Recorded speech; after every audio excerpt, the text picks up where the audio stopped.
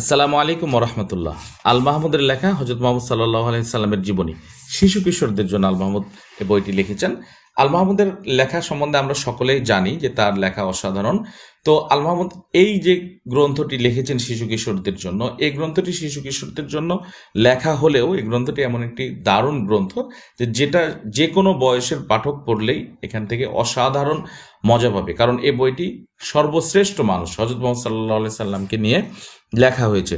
আমরা যারা শিশু কিশোরদের হাতে হযরত মুহাম্মদ সাল্লাল্লাহু আলাইহি সাল্লামের জীবনী তুলে দিতে চাই, তারা নিঃসন্দেহে এই বইটি আমরা তুলে দিতে পারি। সেখান থেকে তারা খুব সুন্দর প্রাঞ্জল এবং সহজ ভাষায় কিন্তু আল্লাহ রাসূল সাল্লাল্লাহু আলাইহি সাল্লাম সম্পর্কে জানতে পারবেন। এছাড়াও যারা বড়রা রয়েছেন তারাও আল্লাহ রাসূল সাল্লাল্লাহু আলাইহি সাল্লামের জীবনী জানার জন্য এই বইটি পড়তে পারেন। তারা সকলেই মজা পাবেন এবং এই বইটি থেকে অনেক রসদ পাবেন, যেগুলি তারা আল্লাহ রাসূল সাল্লাল্লাহু আলাইহি সাল্লাম সম্পর্কে জানার ব্যাপারে আগ্রহ প্রকাশ করে থাকেন।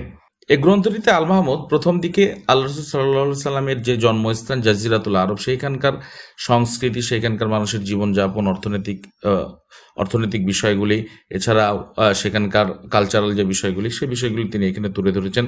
এছাড়াও তিনি মা হালিমা রাদিয়াল্লাহু তাআলা আনহা, আল্লাহ রাসূল সাল্লাল্লাহু আলাইহি সাল্লামের দুধমাতা, তিনি সেখানে গিয়েছিলেন, সেখানকার ভাষা অসাধারণ, তিনি সেখান থেকে ভাষা শিখেছেন।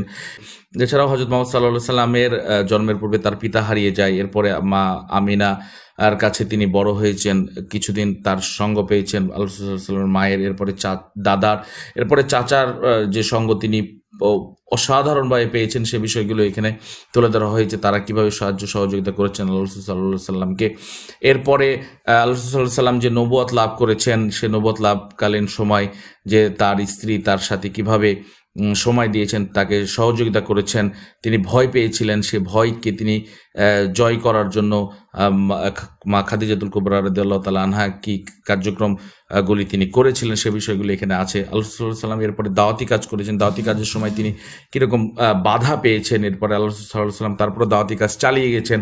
এরপরে মক্কাতে মদিনায় হিজরত করেছেন, সেখানে তিনি দারুণভাবে তাদের কাছে ওয়েলকাম পেয়েছেন। এরপরে সেখানে তিনি ইসলাম প্রচার করেছেন, ইসলামী রাষ্ট্র কায়েম করেছেন। সেখানকার ইসলামী রাষ্ট্র সেখানে প্রতিষ্ঠিত হওয়ার পরে সেখানকার মানুষের মাঝে শান্তি শৃঙ্খলা কিভাবে ফিরে আসে, সেই কথাগুলি এখানে আছে। এবং এরপরে আল্লাহ রাসূল সাল্লাল্লাহু আলাইহি সাল্লাম সেখানে যাওয়ার পরে যুদ্ধের সম্মুখীন হন, সেই যুদ্ধগুলিতে তার কৌশল কিন্তু এখানে আছে। সে যুদ্ধে আল্লাহ পাক তাকে সহযোগিতা করেছেন এবং সেই যুদ্ধে আল্লাহ রাসূল সাল্লাল্লাহু আলাইহি সাল্লাম বিজয়ী হয়েছেন, সাহাবীরা বিজয়ী হয়েছেন। এরপরে ধীরে ধীরে ইসলাম কিভাবে বিজয়ী হয়েছে, ইসলাম কিভাবে চারিদিকে ছড়িয়ে গেছে, আল্লাহ রাসূল সাল্লাল্লাহু আলাইহি সাল্লামের অসাধারণ ব্যক্তিত্ব, অসাধারণ ইসলামের মাধ্যমে রাষ্ট্র পরিচালনা, সমাজ পরিচালনা, এ বিষয়গুলির মাধ্যমে তিনি কিভাবে মানুষের মনকে জয় করেছিলেন, এ বিষয়গুলি আমরা খুব সুন্দরভাবে কিন্তু এই বইটার মাধ্যমে জানতে পারবো। তো সবটাই তো আসলে বলে বোঝানো সম্ভব নয়। খুব বড় বই না, মাত্র 64 পৃষ্ঠার একটি বই। বাতিঘর প্রকাশনী এই বইটি প্রকাশ করেছে। আপনারা অবশ্যই এই বইটি কিনতে পারেন। আমি দেখলাম যে রকমারিতেও বইটি আছে, আপনার বিভিন্ন লাইব্রেরিতে বইটি পেতে পারেন। আপনারা আল্লাহ রাসূল সাল্লাল্লাহু আলাইহি সাল্লাম সম্পর্কে জানতে চান, জানতে আগ্রহী তারা, এবং বাচ্চাদেরকে জানাতে চান, তারা নিঃসন্দেহে কিন্তু এই বইটি বাচ্চাদের হাতে তুলে দিতে পারেন। এর ফলে আল্লাহ রাসূল সাল্লাল্লাহু আলাইহি সাল্লাম সম্পর্কে বাচ্চারা জানতে পারবে, আপনারা নিজেরাও জানতে পারবেন, এবং এই বইটি পড়ার পরে একটা অসাধারণ তৃপ্তিবোধ হবে বলে আমার বিশ্বাস। আমি এস.এম. আবদুল্লাহ আজকের মতো এই বুক রিভিউ থেকে বিদায় নিচ্ছি, এবং আপনাদেরকে অনুরোধ থাকবে যে আপনারা অবশ্যই বাচ্চাদের হাতে মহানবী হযরত মুহাম্মদ সাল্লাল্লাহু আলাইহি সাল্লামের লেখা আল মাহমুদের এই বইটি তুলে দিবেন এবং নিজেরাও পড়বেন। সকলে আমার জন্য দোয়া করবেন, সকলের জন্য দোয়া রইল।